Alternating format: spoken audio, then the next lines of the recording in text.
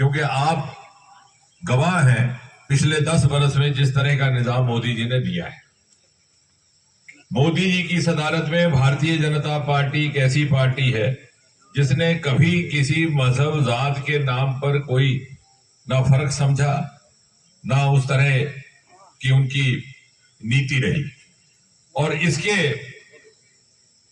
अगर आप पिछले 50-60 साल की तारीख जो उनका रिकॉर्ड है वो याद करेंगे, और जैसे अभी खंडारा साहब कह रहे थे कि बहुत सारे मांगने भी आएंगे वोट, वो यही कह करके जहर पिघला करके वोट मांगते हैं।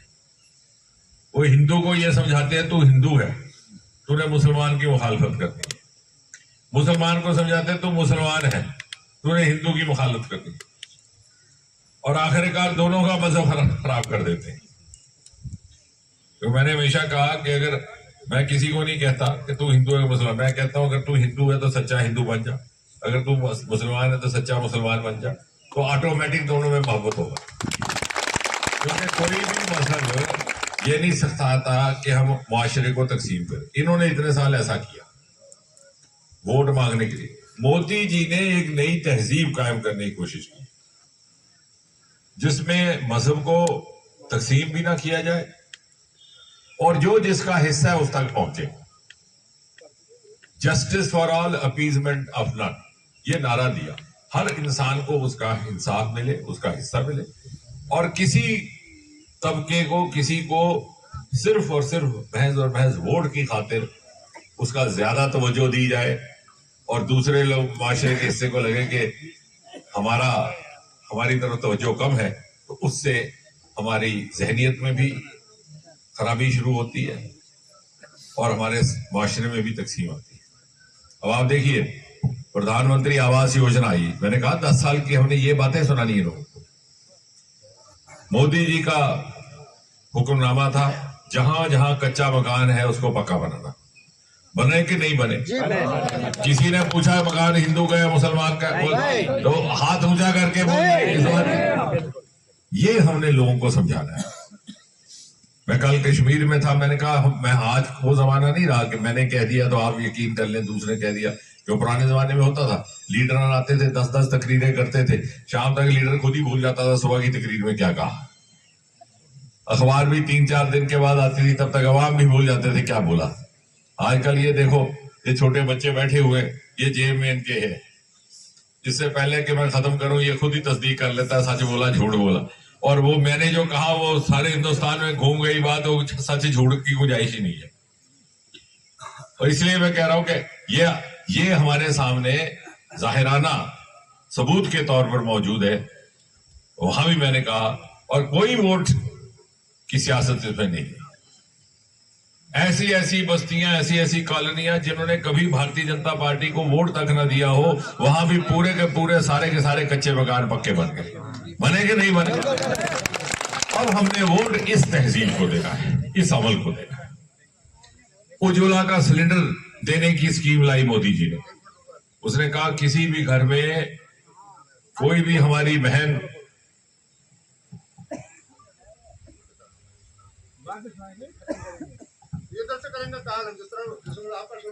उज्ज्वला का सिलेंडर देने की स्कीम मोदी जी ने लाई। डीसी को फरमान दिया गया कि आप फरिश्त बनाओ किस किस घर में हमारी बहन है जिसके पास सिलेंडर गैस का नहीं है, गैस का चूल्हा नहीं है। और इन पहाड़ों में हमने देखा वो नजारा, सुबह हमारी बहनें निकलती थी, बुजुर्ग निकलते, सुबह जाना, पहले जंगल से लकड़ी लानी, फिर उसको सुखाना, फिर उसको फूका मारियां चूल्हे में, फिर करते करते करते रात हो जाती थी खाना पकाने। वही खाना फिर सुबह भी खाना नाश्ते के लिए, सारा दिन लगता था, आज आधे घंटे। जब वो फरिश्ते बनी, ये नहीं पूछा हिंदू है कि मुसलमान है, ये नहीं पूछा ब्राह्मण है ठाकर है क्या है, ये भी नहीं पूछा वोट किसको दिया। मैं सच कह रहा हूं, क्योंकि आज जमाना है सदाकत के साथ बात करने। आज हर बात की तस्दीक हो जाती है। देखिए बच्चे, मैं वही कहा, ये बच्चे बैठे हैं, ये हर बात की तस्दीक करने का इनको शऊर भी है और तरीका भी पता है। हमने ये बात, इस बात को लोगों तक पहुंचाना है कि भाई हम मजहब से ऊपर उठ करके, जात से ऊपर उठ करके, जो कांग्रेस पार्टी जो तकसीम की बातें करती है उससे उठे ऊपर के हम वोट, सिर्फ भारतीय जनता पार्टी का महज वोट नहीं है ये सिर्फ तारिक दीन का वोट नहीं है, ये हमारी जहनियत बदलने का वोट है।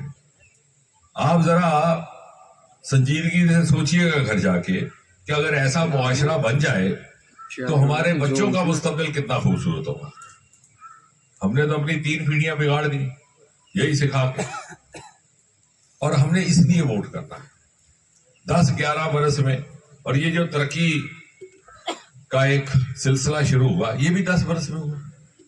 तो यहां से एमएलए कांग्रेस के भी गए, नेशनल कॉन्फ्रेंस के भी गए, वो वजीर भी बने, मिनिस्टर भी बने रियासत में, फिर भी यहां क्यों नहीं तरक्की हो सकी? क्योंकि वो चाहते ही नहीं थे कि इस इलाके की तरक्की हो, कि ये इलाका वैसे ही पसमंदा रहे।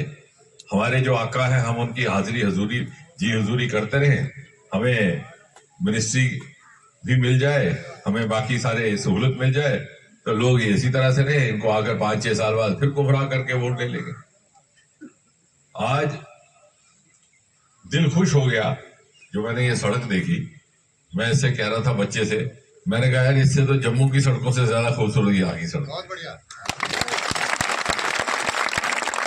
और ये बहुत पुरानी बात नहीं है, 14 में भी जब पहली बार आपने मुझे यहां से मुंतखब करके भेजा, आलम यह था किश्तवाड़ तो दूर रहा, अगर डोडा से हम भद्रवाह के लिए रवाना होते तो अंदर यही खौफ सताता कि भाई थोड़ी सी बारिश पड़ी तो पसी आ जाएगी, वहीं फंस जाएगी। तो ऐसा हुआ 14 की इलेक्शन में मेरे साथ ये सारे युवा हमारे नौजवान साथी थे, हम पहुंचे भद्रवाह। अभी भद्रवाह बैठे थे, बारिश शुरू हो गई। मैंने जल्दी जल्दी समेटा, उठा, मैंने कहा बेटा तुम बैठो मैं चला, ये बारिश शुरू की। तो कहते ये हल्की बारिश में यहाँ कोई पता नहीं। मैं कहा तुम आ जाना बाद में। मैं जबरदस्ती निकल आया और आप यकीन जानिए मेरे निकलने के पौने घंटे के बाद वो हल्की सी पसी आई, रास्ता बंद। फिर जी वो आएगा, बुलडोजर आएगी, क्रेन आएगा, वो क्या कहते हैं वो दूसरा वो आएगा, सारा दिन बेचारे बच्चे वहां फंसे रहे। आज देखो भद्रवाह के लिए जैसे मलमल जैसी सड़कें 35-40 मिनट में पहुंचती है, किश्तवाड़ में भी सड़क बन गई। इन 10 साल में कोने कोने में सड़कों का जाल बिछाने का काम हुआ है तो मोदी जी की बदौलत। भारतीय जनता पार्टी, जितेंद्र जी। आज यहाँ नेशनल हाईवे बन रहे हैं। मेरा जो अपना गांव है उधर मरमत ब्लॉक में, हमने वहां लड़ करके नेशनल हाईवे नया लिया। मैंने कहा एक दिल में सुकून रहेगा जाने से पहले। हमारे ऐसे बुजुर्ग थे, बच्चों को यकीन नहीं आएगा, जिन्होंने बेटा कभी मोटर गाड़ी देखी ही नहीं थी। आप कभी अंदाजा लगा सकते हैं आज के नौजवान, सारी उम्र गुजर जाती थी। मोटर कार क्या होता है, कोई ना कोई शहर से आके सुनाता था कहानी। एक बस आती थी, फिर कोई जो हट्टे कट्टे लड़के वो पगडंडी चढ़ के ऊपर चल जाते थे। बेचारा बुजुर्ग तो रह गया, तो घर में ही रह गया, वही रहना आखिरी सालों में। आज वहां से नेशनल हाईवे गुजर रहा है, वो खिलैनी से होकर सुदमा देव गुहा, और यहां से भी एक हाईवे बनेगा। वो इसलिए नहीं है कि सिर्फ आमद रफ्त की तो सहूलत है ही है, ताकि हमारे बच्चों को ये लगे कि हम किसी से कम नहीं है। जिस तरह से हिंदुस्तान भर में एक तरक्की का दौर शुरू हुआ है, जिस तरह से तरक्की का दौर सारे हिंदुस्तान में शुरू हुआ है, हम भी उसके हिस्सेदार हैं, हम भी उस कारवां का हिस्सा है। बाकी ये तरक्की का सिलसिला जारी रहेगा। तो बड़ी लंबी चौड़ी लिस्ट मुझे दे दी इन्होंने साथ बैठे हुए। मैंने कहा भाई ये लिस्ट तब देना, पहले तारक को जताओ तो सही।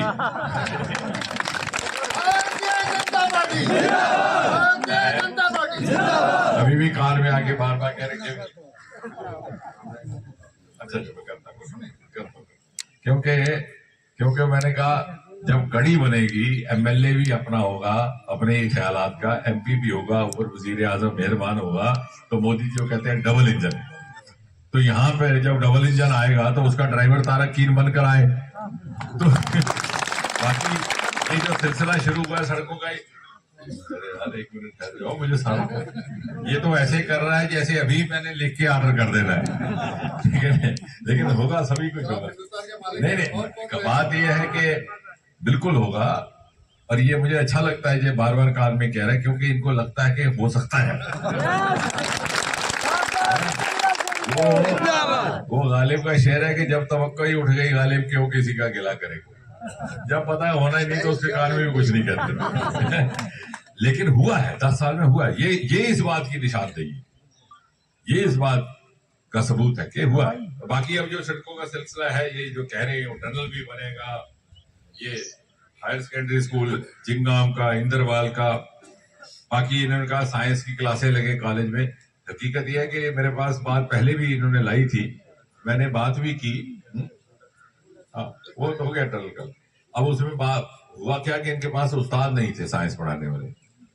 तो मैं भी पहले तो सोचता था कि ऐसे ही कहते हैं, फिर मैंने पता किया और भी ये कॉन्स्टिट्यूंसी बहुत लंबी है, और जगह से भी ऐसी मांग आ रही थी। वहां पर भी इन्होंने कहा कि हमारे पास साइंस पढ़ाने वाले उस्ताद नहीं है। फिर मैंने खुद ही मुताला किया कि क्या वजह हो सकती है, तो मुझे समझ में आया कि आजकल ये प्राइवेट काम शुरू हो गए, ये कंप्यूटर, IT, फलान ढिगान। तो जो लड़का कोई MSc BSc करता है उसको वहां नौकरी मिल जाती है। पुराने जमाने में तो MSc करता था, BSc करता था तो उस्ताद बनता था सरकार। अब उसके अलावा बहुत सारे, अब उसमें भी एक मुझे लगता है कि एक वो भी एक खैर मकदम लायक बात है कि सरकारी नौकरी के अलावा भी नौजवानों के लिए कुछ और जरियात खुले हैं। लेकिन उसकी दिक्कत यहां आ रही है कि हमारे पास उस्तादों की कमी है। तो मैंने इनसे मुतालबा किया है कि आप एक फ्रेश रिक्रूटमेंट करो या कंट्रेक्चुअल पे करो, तो वो भी हम करेंगे। क्योंकि हमारे बच्चों को अगर आज इंटरनेट का जमाना है, हर चीज उनके पास मुहैया है, उनको कहीं दूर जाने की जरूरत नहीं, कहीं लाइब्रेरी के लिए किताब। हमारे जमाने में तो क्या था भाई, किताब इतनी महंगी थी, खरीद ही नहीं सकते थे। कोई बड़ा सीनियर होता था उससे लेते थे, उसने किसी से ली होती थी। जब तक मैं लेता 4-4 लकीरें होती थी उसमें। जो जिसने पहली बार खरीदी उसने अंडरलाइन किया काले पेन से, जिसने दूसरी बार किया उसने किया नीले से, जिसने तीसरी बार किया उसने लाल से। जब तक मेरे पास पहुंची उसको लकीर डालने की जरूरत है। वो सेकंड हैंड बुक बोलते थे हम। अब पुराने बुजुर्गों को होगा पता, तो सेकंड हैंड किताबें लेके गुजारा। अब वो भी नहीं रही, आपके मोबाइल में सब कुछ है। तो जब बच्चों को इतनी सारी सहूलत मौजूद है तो हमारा ये फर्ज बनता है कि हम उस सहूलत की बिना पर उनके आगे के रास्ते में रुकावट ना आने दें। इसलिए ये सब कुछ होगा और आने वाले वक्त में ये सड़कें भी बनेंगी, हायर सेकेंडरी स्कूल भी होंगे। या अब हमारा ये फर्ज है कि हम 18 तारीख को अपना फर्ज अदा करें। वो फर्ज अदा होगा तो बाकी फर्ज अदा होंगे। और उसके लिए जरूरी है कि हम सुबह 12 बजे से पहले हम सब खुद भी, और इस बार पार्टी ने एक दूसरा नारा दिया, मेरा परिवार और 3 परिवार, यानी मेरा कुंभा भी जाए और साथ ही साथ मैं रिश्तेदार दोस्तों के 2-3 और कुंभे भी लेकर जाऊं। अगर ऐसा मुमकिन हो जाए तो 12 बजे तक हमें 100% वोट मिल जाता है। और जो दहलीज पर बैठे हैं, जो किनारे पे सरहद पर बैठे नजारा देख रहे हैं, उनको भी समझाना है कि भैया आप छोड़ो, उधर कुछ नहीं है, यही है। ये जो गुमराह किया जा रहा है तुम्हें दूसरी पार्टियों की तरफ से, उनका तुमने आजमा लिया 40-50 साल। आप एक बार यहां से नुमाइंदा करके भेजो तो आप देखिए कितना फर्क आएगा। अभी तो सिर्फ MP भेजा था तो 10 साल में कितना फर्क आएगा।